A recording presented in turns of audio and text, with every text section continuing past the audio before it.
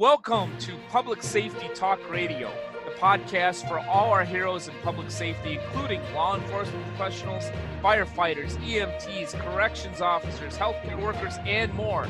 This show is produced by the POCUA and is founded upon its Soundness Initiative. This episode is also sponsored by the POCUA, a consortium of financial institutions serving law enforcement as well as other first responders and public safety professionals. Always remember, if you aren't banking with a POCUA credit union, you're just working with an institution that just so happens to serve public safety professionals. And you and your family deserves better. Hi, I'm Ken Bader, your host for Public Safety Talk Radio. I have an awesome guest today, one that I had the distinct privilege to talk to almost 2 years ago when I had the pleasure of producing Beyond the Call. We're bringing her back to Public Safety Talk Radio, especially during a time where we need somebody who is really, really darn good at crisis management, and Melissa Agnes certainly is. Let me tell you a little bit about her. She is the founder and CEO of the Crisis Ready Institute and is recognized as a leading authority on crisis preparedness, reputation management, and brand protection. Agnes is the creator of the Crisis Ready model and author of Crisis Ready, Building an Invincible Brand in an Uncertain World. She is a coveted speaker, commentator, and advisor to some of today's leading organizations faced with the greatest risks. I can go on and on, but I know that she has a history of helping and working with law enforcement and other public safety organizations. So let's bring her on. Melissa, welcome to the show. Ken, thank you. You're frozen now, but thanks for the kind introduction, and it's great to be here with you. Got it. Those are some of the technical issues we have when we have a crisis ready expert running around the country in a B&B. Yeah. Lady, B&B. lady of many words. Well, so, I gotta go right in and ask, last time we spoke, things were a little rough with law enforcement. I think that we were getting out of some of the anti-police sentiment back even a few months ago before the unfortunate incident in Minneapolis. And now I think for some we're in full anti-police mode. Yeah, so as an expert in crisis and reputation management, you've worked with law enforcement, as I mentioned. How do we even begin to create, the proper messaging to begin to bring police and communities together today? And I hesitate with the proper messaging because it's about so much more than messaging. Mm-hmm. So you're right. And it's so challenging because a few months ago, prior to the murder of George Floyd, law enforcement was due to COVID, they were on the front lines. Yeah. They were with healthcare providers, and they were our heroes on the front line, and they were getting credit for that. Meanwhile, there has been, to your point, when we spoke, I can't believe it's almost 2 years ago now, but when we spoke 2 years ago, it's the same underlying issues. Right? So to talk about how do you begin to create the messaging, we need to get it right once and for all. And it goes beyond just the messaging. It goes to, there's a whole massive root cause or root problem of systemic racial inequity and injustice, right? And that's way beyond just law enforcement. Law enforcement is on the front lines. So they are the ones who are visible and who get the brunt of it right now.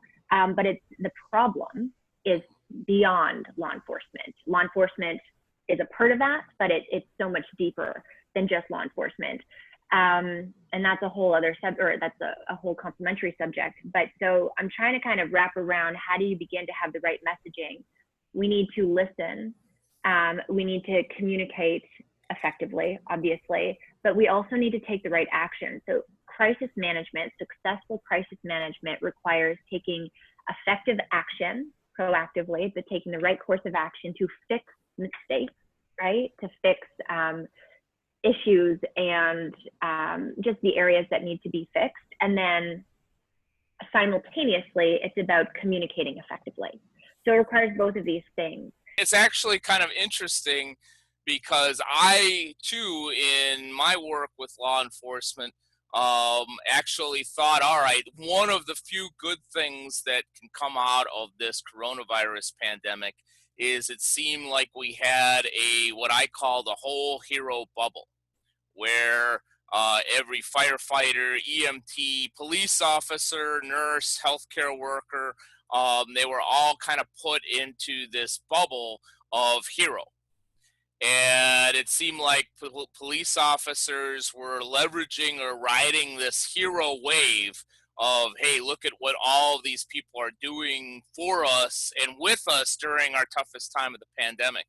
And literally, I want to say it was about a week before the George Floyd incident. I had a meeting with a number of people, one of them being the founder of How to Love Our Cops. And I'm drinking out of her mug, actually, today. There we go. It's a nice mug, How to Love Our Cops. Vicki Newman, who's married to a retired California highway patrolman. And I said to her, I said, it seems like we're getting past this anti-police sentiment. And she kind of cautioned me and said, you know what? I just think it's lurking right behind the wall here. And unfortunately, as much as I'd like to believe you that we're done with it, yeah, I'm waiting for the next incident. And it happened just about a week later. And I texted her on my phone. I'm like, I hate to say this, but you're exactly right. To your point, and then I want to get back to branding and so forth. Yeah, I believe you're 100% correct, because in order to build a quality brand, in my opinion, you need to have a quality culture, because all you're doing from a business standpoint, if you build this great image and you drive people to a business and the experience sucks because you have a poor culture, you've just wasted a lot of resources on branding because people aren't going to come back. And I think that's where we have the issue in law enforcement, comes in the culture. And I could see it in the George Floyd case, in that you had these two rookie cops that were not empowered to do the right thing. To stop a guy that obviously, in Derek Chauvin, in my mind, he shouldn't have been on the street. He was spent. He had no empathy anymore. That the real problem was, how do we get guys like that either A, the help that he needs, because he's obviously not fit to be out there, or get him off the street completely. That's where I think that, where the real crux of the problem is. So to your point of doing the right action, which is, in my mind, having the right people on the streets, having the right programs for cops, and then communicating that, now all of a sudden you have a quality message because there's meat behind it and it's not just words. Am I on the right track here, or am I in some kind of brand rabbit hole? No, you're not in a brand rabbit hole. I mean, the whole thing is a rabbit hole. We can go down, like I said, but doing it, this is where that, for me, it's so much deeper than just law enforcement. Doing the right thing. Yes, once you get to a certain point, corrective action and also identification of, to your point, who's spent, right? Who's maybe jaded, who's maybe, and the impacts of those, the risk and the impact of that. But let's go a layer deeper. And I know that we're not going to talk about this on this show, and we don't have to, but even just looking at our educational system, I'm saying systemic racism is the problem, and it's in the fibers of our society. So we're not, as it stands today, we're not teaching and empowering children to grow up to be the proper adults, to not get jaded, to not, right, to be inclusive, to be respectful and compassionate of every single human being or every single living anything, right? So we're not going to go down that, because we need to talk about, well, from my perspective, what the problem is today and how do we fix it, and that's part of it. But that's kind of generationally, where can we go in the future? How can we fix the problems today so that tomorrow we have a different world that we need to have? In the meantime, we're in crisis, and we need to fix the crisis. We need to manage the crisis itself.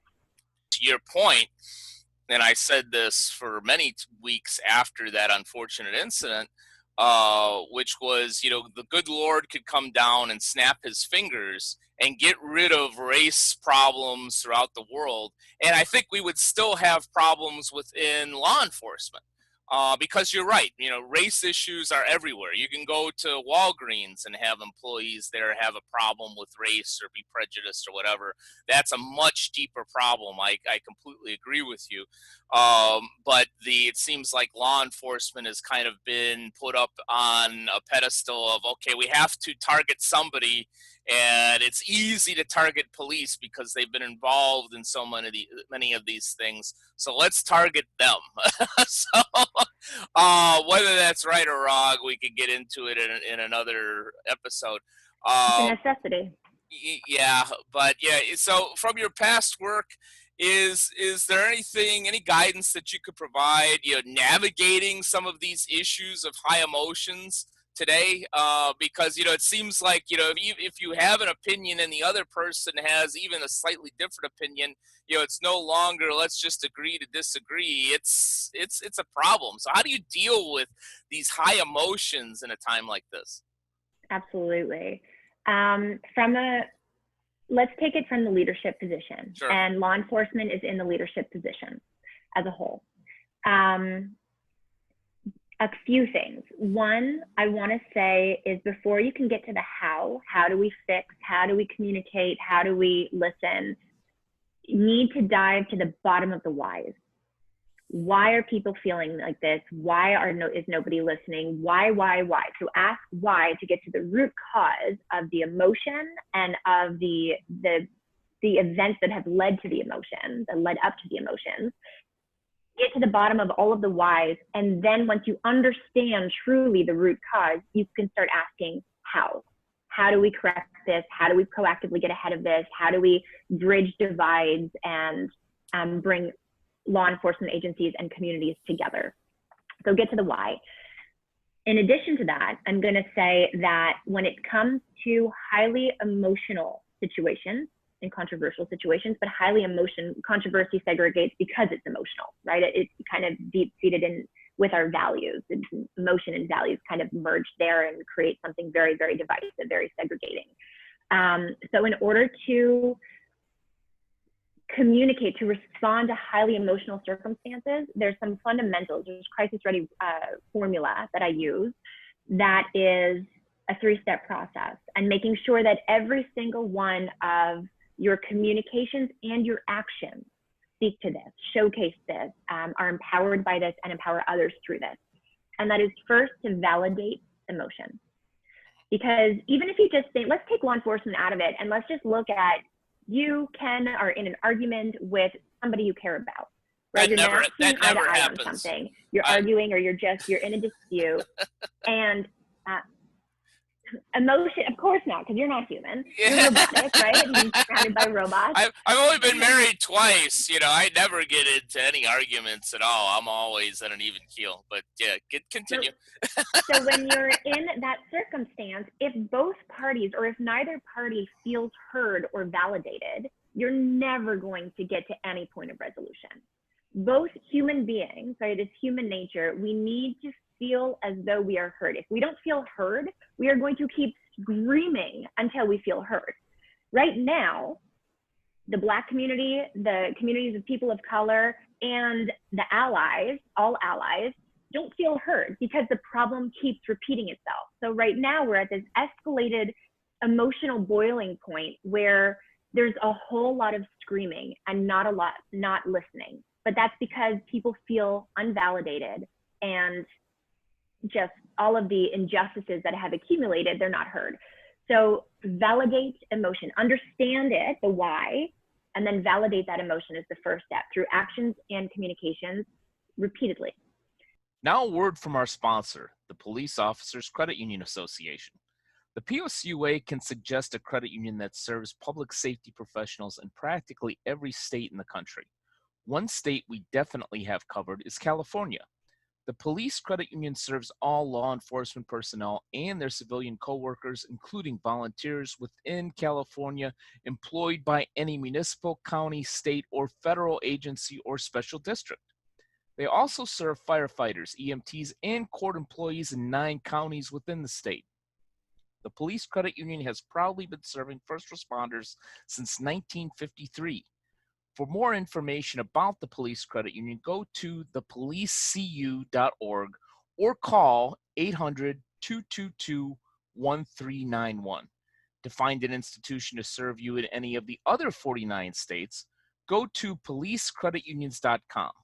And always remember, if you aren't banking with a POCUA credit union, you're just working with an institution that just so happens to serve public safety professionals. And you deserve better. And then the second step is to relate to what matters on an emotional level. So let's bring it back to your Ken in an argument with somebody, that somebody feels now heard, they feel validated, they feel heard, so they don't feel like they have to keep screaming at you. And so now they've kind of opened up, they've taken a pause. Maybe they haven't opened up yet, but they've taken a pause, they're taking a beat.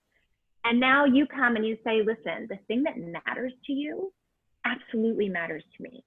It's what's important to me too. And now all of a sudden they feel heard and they feel related to, they feel important and they feel that you get them. That is the only, when you've reached that point, and that in this case with law enforcement and community divide, that's going to take a lot of work to get even just to that point, because we need to prove it and communicate it, right? Action and communication. Once you get to that point, people will start to, generally speaking, to let you into their mind. So one of the crisis ready rules is you can never beat emotion with logic, ever. Emotion clouds logic. It is emotional, it is intrinsic, it just blocks that left side of your brain. So in order to get to the left side of the brain, in order to rationally communicate logic, you have to go in through the heart if the heart is blocking the mind. So validate and relate, get in through the heart, earn the trust, validate, right? Make people feel the way that they need to feel, they deserve to feel, and then come at it with, and here's what we're doing to prove that we actually do hear you and mean what, and care about what you care about. So it's a very simplified way, and I like to simplify things. I like frameworks. I like to, have crisis ready rules and crisis ready formulas and crisis ready processes that simplify things, and that you can have a framework to then say, okay, to compare and contrast with what you're currently doing, and then how you can adjust to better understand these things and to maybe hopefully improve your tactics a little bit. Yeah, great points. Yeah, I think you hit it on the head with emotion, because I think a lot of times people try to approach the problem logically, but I've seen it myself. I've been in some forums with communities and so forth where 80-90% will come to the table with, well, let's talk about ideas. And then you'll have that one or two people that are just so emotional that unless it's exactly what they want, which is defund the police, put police on unemployment, let's police our own neighborhood with sticks or whatever it is, that it shuts everything down. And what that does on the other side, I've found, is, okay, I've come and I've tried to meet with you. I've tried to validate you. I've come with logic and some ideas with an open mind to try and listen. And what you've done is shut it down. So do you just go back to the beginning of the crisis ready formula? It's like, okay, well, let's try to validate again. Do you keep going back to that beginning of the process? So that's a good question. There's two things to recognize. One is that let's talk kind of about it in the sense of like a controversial situation, right? Controversy, like I said earlier, it segregates, it polarizes, and you will never, it's a waste of energy so these are the two kind of far ends of the spectrum, right? And controversy kind of polarizes. So everybody's pulled there. If you are leaning to your answers and your solutions are here, it's not strategic to go after the people that are on the far end of the opposite side of the spectrum. You're not going to win that way because, to your point, it's just too clouded. It's too, it's tied in with their values. It's tied in with their politics. It's tied in with so many things that are just a part of who they are. It's as much as it's not that these people don't matter, it's that your focus is more strategic to go towards the middle and the ones leaning towards there that you can speak to, that are still open a little bit to hear you, that still need the proof because they deserve the proof, that still need all of these things. But so if you're targeting the opposite end of the spectrum, you're never going to win. maybe in the long term, but that's your strategic focus shouldn't be there is what I'm saying. So then it is about recycling the cycle, because every time you do, you're going to get better. Every time you do, you're going to open up the space for more dialogue. If you are validating emotions, if you are relating to those emotions, and if you are proving that you mean what you say through your actions and your words, the more you do this, and again, let's remember that trust is broken. It's lost. It's right now, it's gone almost to some extent.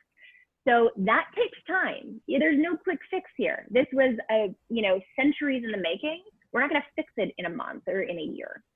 So yes, don't give up on the process and keep understanding, keep going back to the why and understanding the emotions and the reasons behind the emotions of what you're dealing with, in order to keep coming back and opening up that dialogue inch at the time. And the more that you do that, the more you're proving that you're validating and that you care, right? And the more you're going to learn in order to continue to do better, to continue to progress.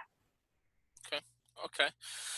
No, I see where you're going there, and I agree with you in that you got to keep going through that circle, as challenging as it could be, to continually go into the validation process. I keep thinking of one of my favorite late authors, Stephen Covey. He talked about, I think it was a talking stick exercise where you may have read it as well, where somebody holds the stick, literally holds a stick, and that is the only individual that could talk at that time, is the person holding the stick, and then that person has to feel validated. The other people have to repeat back and show and prove that they understand exactly where he or she is coming from, and when he feels or she feels completely understood, then he or she passes along the stick to somebody else, and then that individual has to shut up. So maybe we just need more sticks, Melissa. Well, you know what? So what's challenging right now is that citizens, right, communities have the stick, and they're not giving up that stick. And that's been the challenging part, even for law enforcement agencies that have really, really strong bonds of trust with their communities. They're also feeling all of this. They're also living, not just feeling, but they're living all of this, because of that point where enough is enough that we've reached. We've reached that point of enough is enough. And quite frankly, it's so deep and it's so wrong that society wants to stop seeing the consequences happen, which is death, right? And injustices and inequity. And again, it's more than just law enforcement. It is systemic, but we're focused on law enforcement right now. So society has communities have had the stick, and at this point in time, and what I've been waiting for, because I feel for it all. I understand every single aspect and dynamic of every part of the circumstance. And it's been challenging on so many different levels for each of us, as well as to watch my amazing leaders in law enforcement, incredible friends, incredible leaders that I'm so honored to know, and watch them go through the brunt of all of this after the years and decades that they've spent fostering strong ties and relationships with their communities. They're even feeling it and going through it. And what I've been waiting for personally is, I've known that society has the stick right now. They need to have the stick because to that point of enough is enough, and they need to feel validated. They need to just scream and do what they need to do. And I've been waiting for that opportunity, that time when I knew it would be kind of cyclical. Time will take its course and eventually lead to an opportunity for maybe a little bit more of an inch of dialogue versus just receiving the brunt of it, right? And now what we're seeing, tell me if none of that made sense too. I'm trying to communicate something that's like very conceptual in my mind. Go ahead. No, I'm with you on that. I think that, and I've run into this in a few different circles. Whether it's been, even in my own community of Long Beach, California, which has had its own issues, and I've been in a forum or two there with the community, as well as forums with police foundations and some of the credit unions that serve first responders and specifically law enforcement. And we're looking for that inch.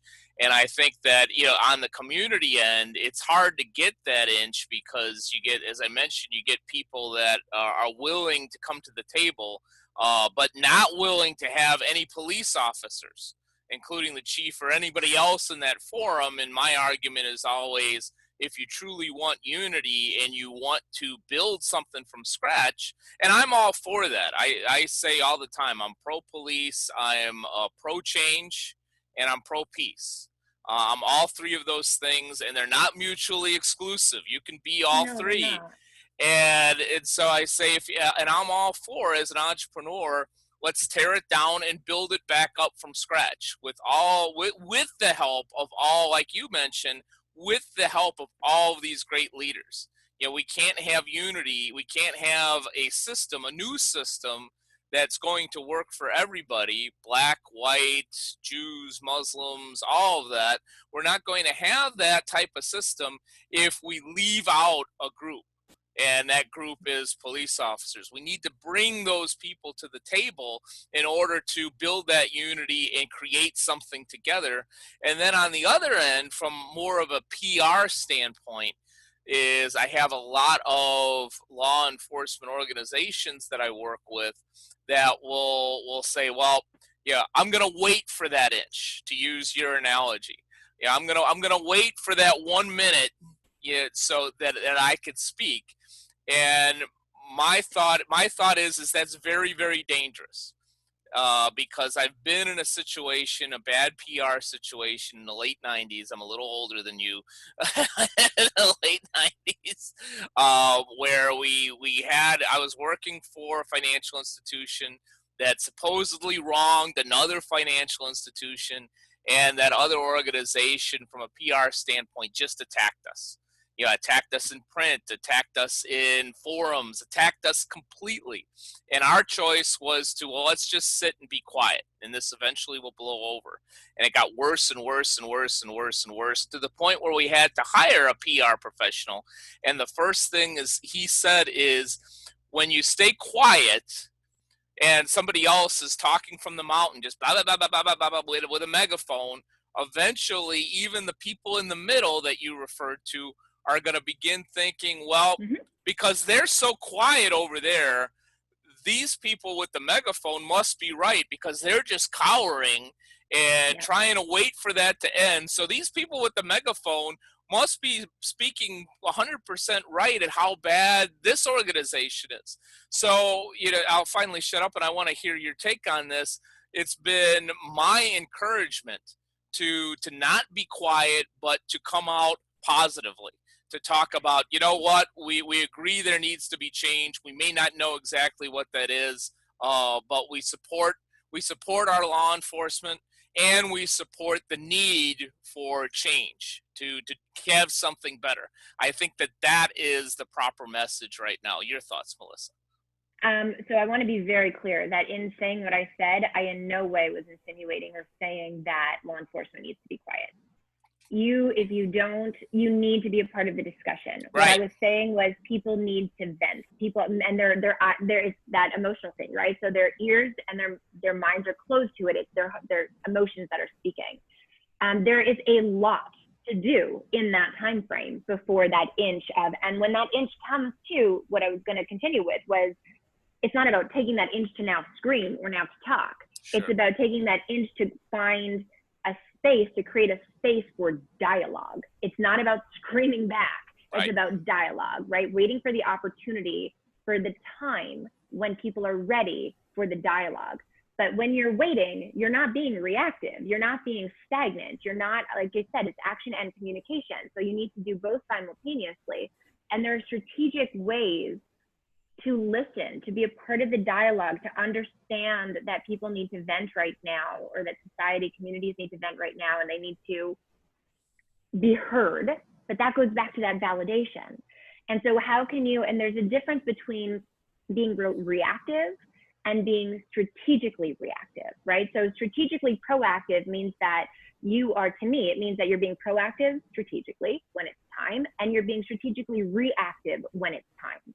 So that means that you're not just sitting in a corner and waiting or cowarding. It means that you're saying, okay, right now, proactively, we are listening.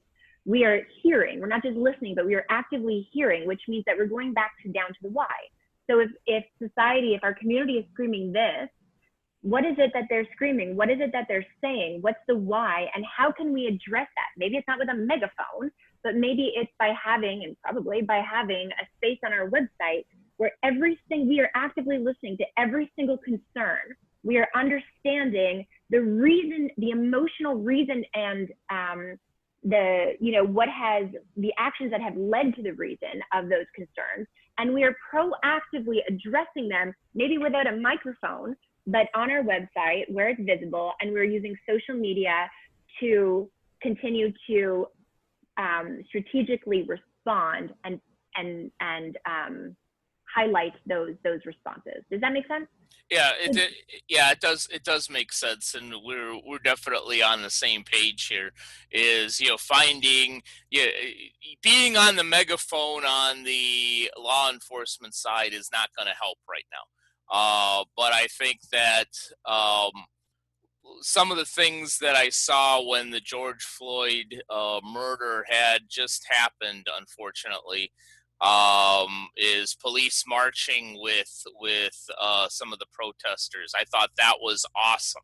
Yeah, that was an awesome picture. We need to see a little bit more of that, and we need to get police involved in the right ways in the discussion, because I do believe truly that there is a solution to this, but it isn't going to happen tomorrow, as you said. In your work with law enforcement, do you have some examples of law enforcement connecting with communities, whether it be this year or even before this incident, where we could use that as kind of an example of a positive way to begin healing both sides, or better yet, not both sides, but healing our nation? Healing our nation, creating bridges.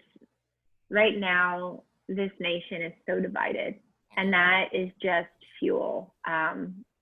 Until we can all come together, that's part of the biggest frustration, I think. I mean, I always go back to Mountain View Police Department. I think they do phenomenal work, even through the challenges of the last several months. They're active listening. They're, showing, and, in active listening, you're still communicating compassion. You're still demonstrating compassion. You're still showing, even if maybe you're being hounded, for lack of a better way to say that, especially when you feel like you're being hounded, you're still doing what's right? Even if you can't be right, if you're not at the moment being recognized for it, you're still doing what's right. And I think they're a brilliant example of that. I also came across Kate Kimball she wrote a great piece that I really liked. She's the TIO for Fort Collins Police Services in Fort Collins, Colorado. And in preparation for our discussion, I had come across an article that she wrote, and then what Fort Collins Police Services in Colorado have been doing kind of proactively to listen, to address the concerns, not to scream them back out, but to have them there. And then to communicate compassionately whenever there was an opportunity to do so. And I'm going to quote her. She says, "Now more than ever, our local actions need to speak louder than national headlines." And that's so important to even just thinking about that, because the national headlines are drowning, right? They drown out everything. They're so divisive, and they don't serve the greater good and the greater mission at hand. But what we have, if we focus on our community, what is our connection, if every single one of the 18,000 law enforcement agencies across this country focus solely on the connection with their community and making that real through actions and communication, and listening is a part of that, right? Active listening is part of communication, and leads to the right actions, then nationally, what would that create?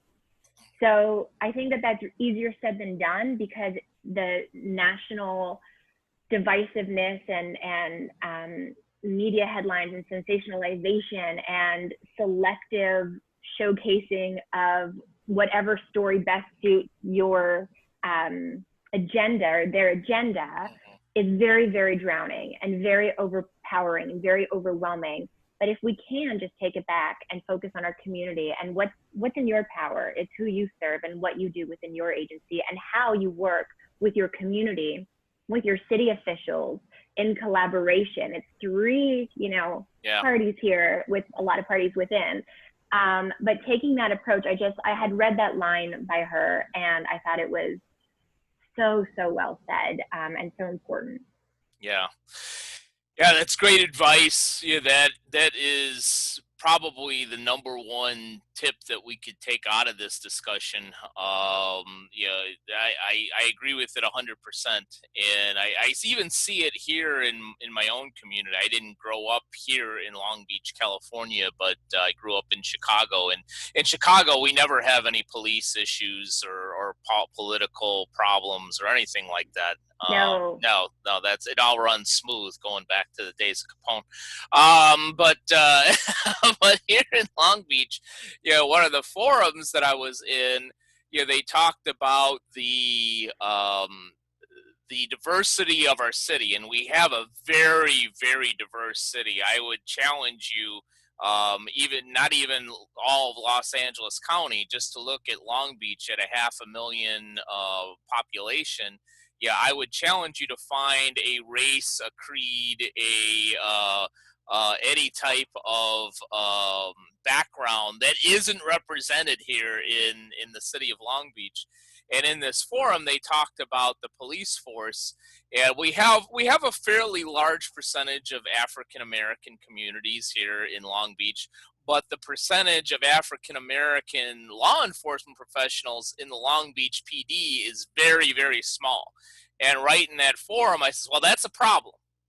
Yeah, that's because that's not representing the community. Yeah, if I grew up in this community and I know, hey, Aunt Jan over there has been, giving caramel apples every Halloween, and she knows what's going on in this neighborhood.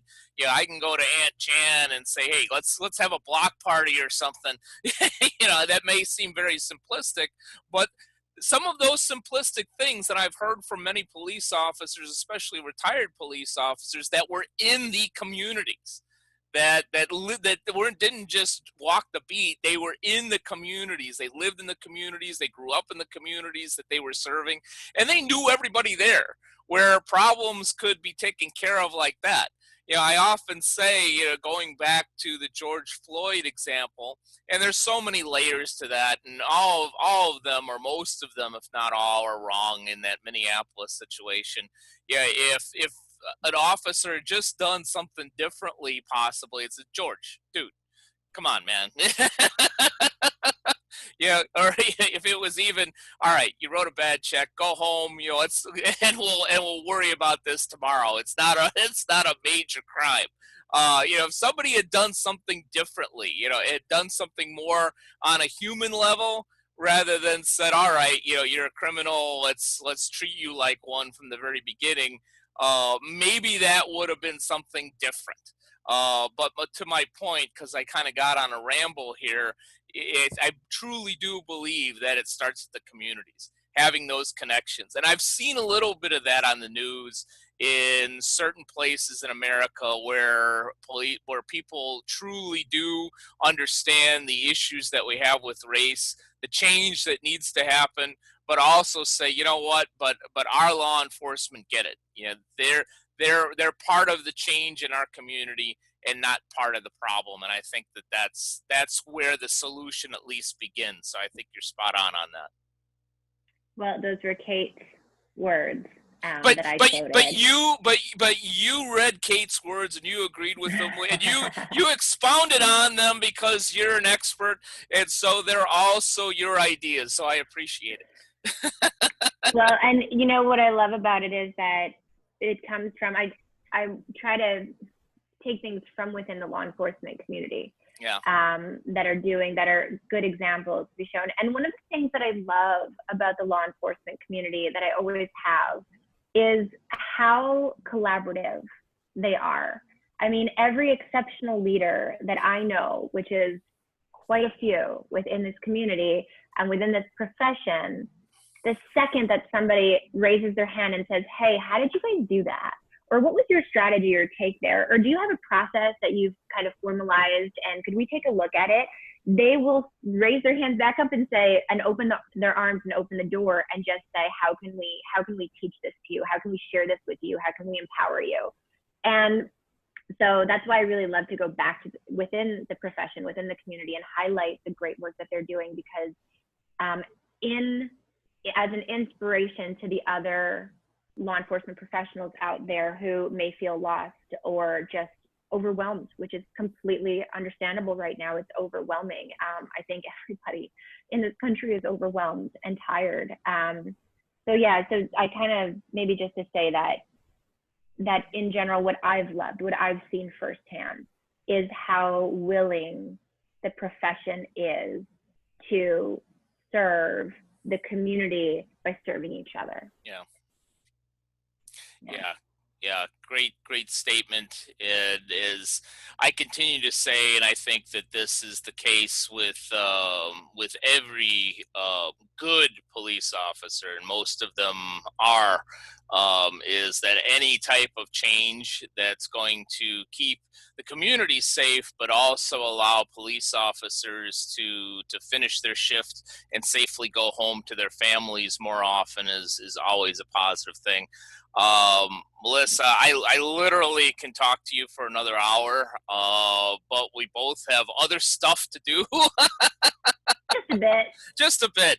We've both been a little things going on.